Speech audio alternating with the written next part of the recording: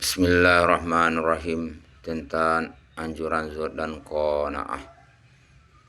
Abu Amid Lafal rahmatullahi berkata, barang siapa banyak mengingat mati, maka ia akan mendapatkan 3 jenis kemuliaan. 1. Taufik untuk segera bertaubat.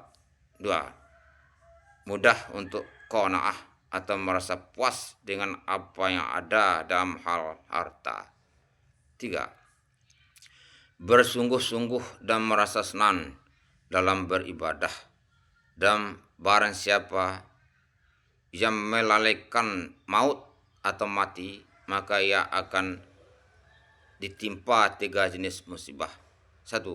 Lalai untuk bertaubat. 2. Tidak berpuas hati dengan pendapatannya, atau pendapatannya selalu dianggap tidak mencukupi walaupun bertambah banyak. 3. Malas beribadah. Abu Amid Lafaf rahmatullahi berkata, barang siapa banyak mengingat mati, maka ia akan mendapatkan 3 jenis kemuliaan. 1. Taufik untuk segera bertaubat. 2. Mudah untuk qanaah atau merasa puas dengan apa yang ada dalam hal harta. 3. Bersungguh-sungguh dan merasa senang dalam beribadah. Dan barang siapa yang melalaikan maut, maka ia akan ditimpa 3 jenis musibah. 1. Lalai untuk bertaubat. 2. Tidak berpuas hati dengan pendapatannya, atau pendapatannya terlalu dianggap tidak mencukupi walaupun bertambah banyak. 3. Malas beribadah. Imam Ghazali rahmatullahi berkata, segala puji bagi Zat yang Maha Suci, yang telah menghancurkan leher orang-orang zalim dan kejam dengan kematian, dan telah mematahkan pinggang raja-raja besar dengan kematian, dan telah membinasakan harapan raja-raja dari simpanan mereka dengan kematian. Mereka adalah orang-orang yang membenci berbicara tentang kematian, tetapi ketika tiba masa kematian yang dijanjikan Allah Ta'ala ke atas mereka, maka mereka dikirim ke liang kubur dari istana-istana yang tinggi. Mereka telah dikirim ke bawah bumi, dari tempat yang bercahaya ke tempat yang gelap gulita, dari tempat yang penuh dengan pelayanan para hamba wanita dan lelaki menjadi mangsa ular dan cacing, dari makanan dan minuman yang lezat kepada pembaringan penuh debu di dalam tanah. Tidak ada lagi kumpulan kawan-kawan. Ia terperangkap dalam kesunyian yang mengerikan. Adakah mereka dapat menghindari maut dengan sembunyi di dalam benteng yang kuat?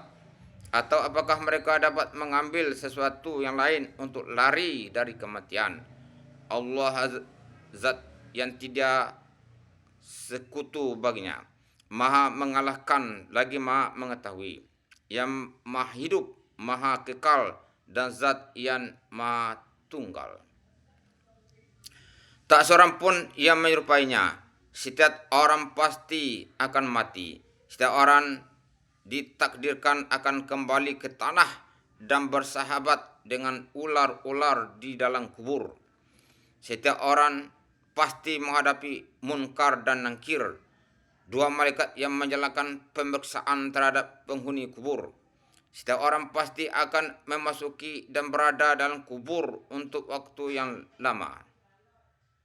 Setiap orang pasti akan melihat pemandangan yang dahsyat lagi mengerikan pada hari pengadilan.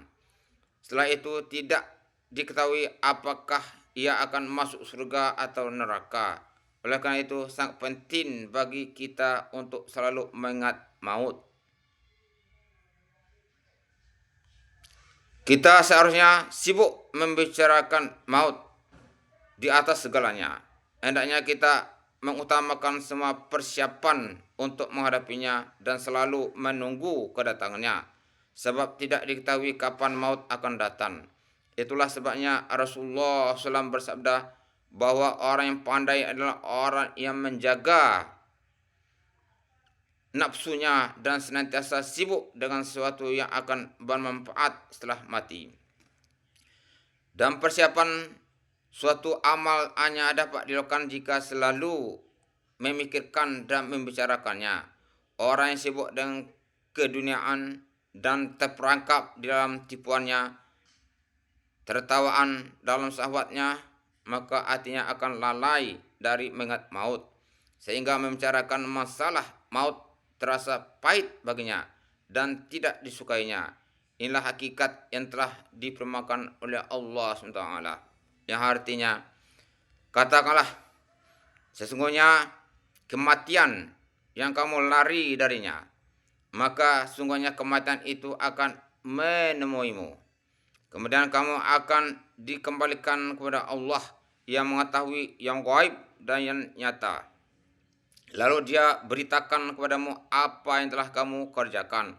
Quran Surat Al-Jum'ah. Katakanlah, sungguhnya kematian yang kamu lari darinya, maka sungguhnya kematian itu akan menemuimu. Kemudian kamu akan dikembalikan kepada Allah yang mengetahui yang gaib dan yang nyata. Lalu dia beritakan kepadamu apa yang telah kamu kerjakan. Quran Surat Al-Jum'ah. Alhamdulillah, apa yang saya ringkakan, mudah-mudahan diridhoi oleh Allah Ta'ala dan berkata untuk menyampaikan pada lain. Amin.